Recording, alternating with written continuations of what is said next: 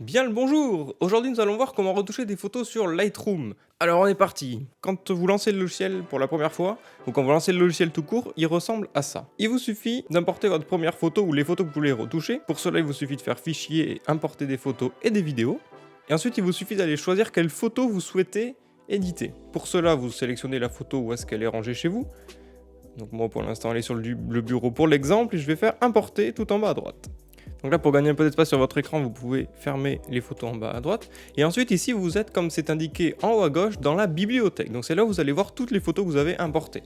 Donc là, on voit la photo que j'ai importée. Et il y en aurait plusieurs si j'en avais importé plusieurs. Et ensuite, pour pouvoir éditer votre photo, il vous suffit d'aller dans le module développement. Il y a marqué aucune photo sélectionnée, parce qu'il vous suffit du coup d'aller en bas et d'aller sélectionner du coup la photo que vous avez importée juste avant. Et là, elle s'ouvre du coup dans le module de développement. Ensuite, il y a trois panneaux, en gros trois parties. L'écran est divisé en trois parties.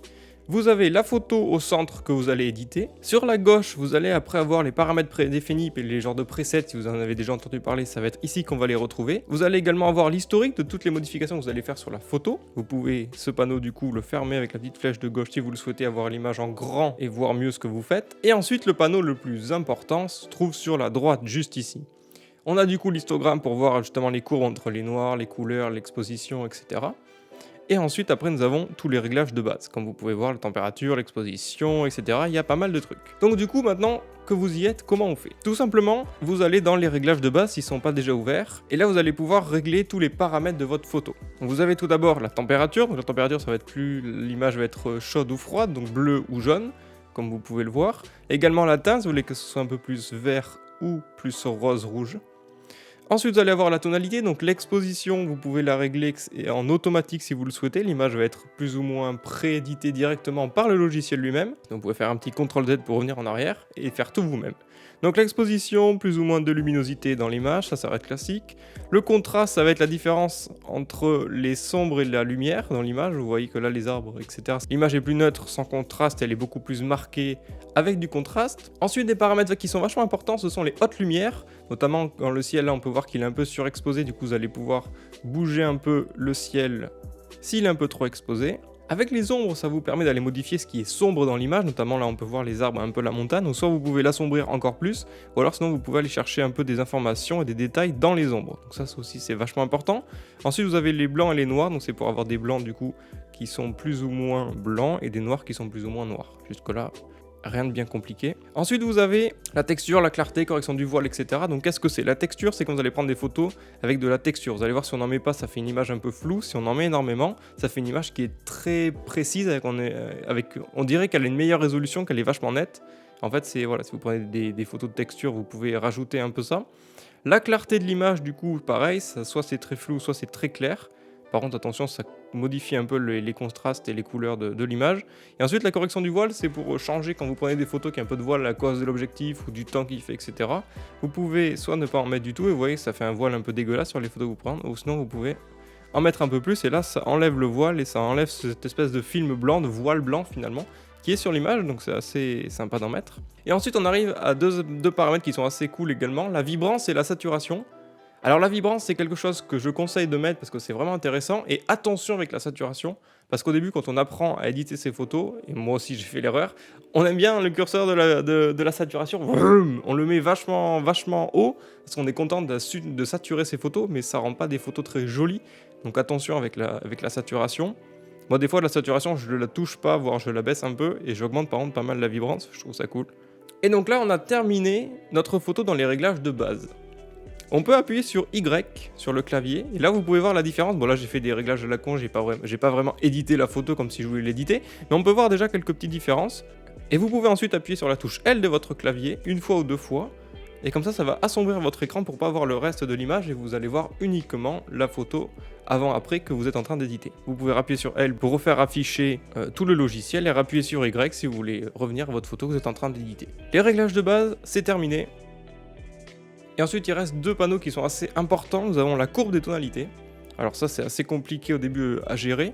En gros, la courbe des tonalités, ça vous permet d'aller changer un peu l'image dans les tons sombres, les tons moyens, les tons clairs, etc. Donc l'objectif, souvent la plupart du temps, c'est d'essayer de faire une courbe en S pour avoir une image qui est la plus naturelle possible. Donc par exemple, les hautes lumières, il va vous falloir rajouter un peu de haute lumière. Les tons clairs, vous pouvez également en ajouter à peine un peu plus. Les tons sombres, les baisser légèrement plus. Et les ombres également, comme ça. Et donc là, ça rend une image en fait qui est plus naturelle, avec des sombres assez sombres et une lumière assez bien éclairée. Donc on peut voir que ça fait une sorte de S.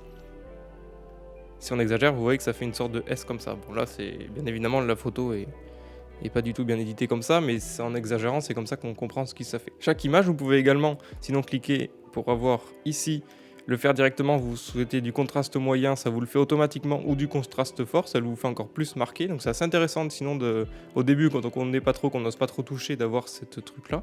Et ensuite vous avez ici le rouge, le vert et le bleu. Donc là ça vous permet de toucher sur chaque couleur, rouge, vert, bleu, donc les 3 couleurs principales, d'aller toucher justement si vous voulez du contraste et qu'est-ce que vous voulez faire. Donc si admettons vous prenez le rouge et que vous montez le point, vous voyez que l'image va devenir vachement rouge. Si par contre vous la descendez, ça va devenir beaucoup moins rouge. Donc en fait vous pouvez régler chaque couleur. Donc ça c'est intéressant si par exemple vous avez une image qui est très colorée et que vous voulez enlever le bleu, admettons là on a beaucoup de bleu sur la montagne, donc on va aller sur le bleu, on peut voir que si on augmente le bleu, l'image va devenir encore plus bleue, si par contre on baisse un peu, on se rend compte que le bleu dans l'image devient beaucoup moins bleu et devient plus jaune. Donc là bien évidemment c'est exagéré encore une fois pour le tutoriel parce qu'on peut voir après que l'herbe est beaucoup plus verte.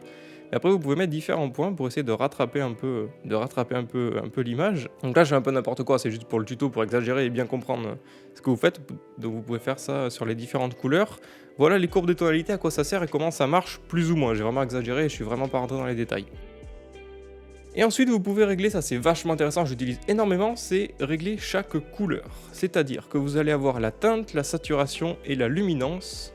Moi ce que je vous conseille c'est de cliquer au lieu de TSL, de cliquer sur couleur juste ici. Et là vous allez pouvoir en fait pour chaque couleur, donc le rouge, le orange, le jaune, le vert, etc. régler la teinte, la saturation et la luminance. Donc admettons le jaune là un peu vert de l'herbe qui est un peu trop dégueulasse, vous allez pouvoir gérer la teinte. Donc là on peut voir qu'on a une teinte beaucoup plus orangée, ou au contraire une teinte beaucoup plus verte. Ça dépend de l'image que vous voulez donner. Donc on va essayer de lui donner un teint plus orangé. Vous pouvez gérer la saturation du orange, donc là vous voyez qu'elle n'est pas trop saturée, ou sinon vous pouvez saturer beaucoup plus la couleur orange. Et ensuite la luminance. Là c'est plutôt sombre, et là c'est beaucoup plus éclairé. On peut régler également le bleu, parce que le bleu on peut lui donner une teinte, regardez le ciel et la montagne, on peut lui donner une teinte bleu saillant un peu vert, ou sinon du bleu beaucoup plus foncé, voire presque qui se rapproche au violet. Ce qui vous permet de changer plus ou moins les couleurs de l'image. Donc là si on fait un avant-après, voilà à quoi ça ressemble entre la photo pas éditée à gauche et la photo rapidement éditée en prenant des gros exemples pour illustrer en tuto. Donc réglage de base, courbe des tonalités et la couleur, ce sont les 3 paramètres vraiment importants utilisés dans Lightroom si vous voulez éditer vraiment votre photo le plus rapidement possible. Après vous avez également en plus le color grading, ça vous permet d'aller sélectionner dans les hautes lumières, les tons moyens et les ombres, une couleur qui va prédominer. Donc admettons dans les hautes lumières si vous souhaitez avoir plus du bleu, ou si vous souhaitez plus avoir du bleu comme ça, ou si vous souhaitez avoir une couleur complètement différente. Et ensuite après le reste c'est pas tellement intéressant, les détails pour ajouter un peu de grain à l'image, correction de l'objectif, si vous voulez rajouter un peu la distorsion etc. et le vignettage de l'objectif, avec la transformation etc. si vous voulez modifier une image en verticale, horizontale etc. Donc ça c'est pas tellement des trucs qu'on utilise tous les jours et c'est pas des trucs qui sont vachement intéressants. Déjà là avec ça vous allez pouvoir éditer la plupart de vos photos très rapidement, très facilement. Une fois que vous avez tout fait, vous pouvez le faire dès le début si vous souhaitez. Le petit rectangle pour pouvoir aller recadrer votre image, si admettons vous voulez, je sais pas moi, changer quelque chose dans l'image, vous pouvez voilà, aller retoucher l'image un peu plus différemment. Et ensuite vous avez 2 trucs qui sont intéressants, sont les filtres gradués et le filtre radial. Le filtre gradué, ça vous permet d'avoir un filtre, vous allez voir. Donc vous avez juste à cliquer, ensuite vous tirez avec la souris. Pour avoir un filtre, du coup là vous avez un filtre qui est gradué entre le haut et le bas, donc ici on peut voir que ici c'est le maximum, ça va être à fond, et là ça va passer, et là il n'y a plus rien. Et ça vous permet, admettons, si vous voulez changer l'exposition, c'est-à-dire que là si vous souhaitez faire uniquement pour le ciel, ça va faire uniquement le ciel entre le fil gradué, ça c'est assez intéressant pour changer des petites parties de la couleur. Et vous avez pareil pour le filtre radial, là par contre ça fait un rond.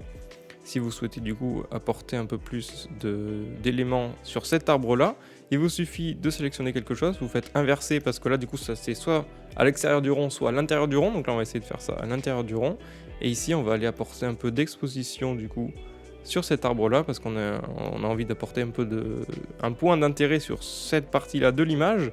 Et là après avec échappe vous pouvez sortir et ça apporte un peu de clarté du coup dans cette partie là de l'image et ça apporte un petit point d'intérêt visuel et vous allez regarder ici. Et le dernier c'est le pinceau de retouche, c'est un peu dans le même style sauf que là du coup c'est uniquement ce que vous sélectionnez. Donc si par exemple vous sélectionnez uniquement ces arbres-là, comme ça. Là, ça va apporter de la lumière uniquement ici et juste un peu ici. Donc des fois, sur ce que vous faites, ça peut être intéressant d'aller chercher juste avec le pinceau, juste un seul endroit que vous voulez apporter un peu de luminosité. Je regarde si je veux apporter de la luminosité juste ici, il me suffit juste de faire ça et ça peut être intéressant. Donc voilà notre image de base éditée en utilisant toutes les possibilités de Lightroom, pardon. C'est pas parfaite, hein, clairement, c'est juste un exemple pour vous montrer un peu toutes les fonctionnalités présentes sur Lightroom. Et ensuite, vous avez juste à faire Fichier, d'aller dans Exporter. Et là, du coup, vous avez quelques petits trucs à remplir. Par exemple, où est-ce que vous voulez exporter. Donc, moi, je vais prendre le bureau. Et puis, vous pouvez après sélectionner si vous voulez renommer également votre fichier ou pas. Et puis ensuite, vous avez juste à faire exporter. Vous pouvez voir en haut à gauche, exportation d'un fichier en cours. Et donc là, c'est terminé. Il vous suffit du coup maintenant d'aller où est-ce que vous avez mis la photo. Donc moi, c'était sur le bureau. On peut voir du coup ici les deux images qui sont terminées. Donc on va rouvrir la première image que j'ai prise, qui est celle-ci. Donc ça, c'est la première image brute. Et ensuite, vous pouvez avoir la photo qui est éditée, comme celle-ci, qui est un peu recadrée, les couleurs différentes, etc. Donc voilà, c'en est tout pour les bases vraiment de Lightroom et comment simplement et facilement éditer vos photos. Donc je vous ai montré un peu tout comment le logiciel marche et chaque curseur à quoi ça sert et comment vraiment s'en servir. Après, chaque photo est éditée bien évidemment différemment. Si vous avez des questions sur un sujet spécifique ou une question sur comment ça marche, etc., vous pouvez me laisser un commentaire, j'y répondrai. J'espère que cette vidéo va vous aider pour pouvoir éditer vos photos et on se retrouve très bientôt dans une prochaine vidéo. Ciao!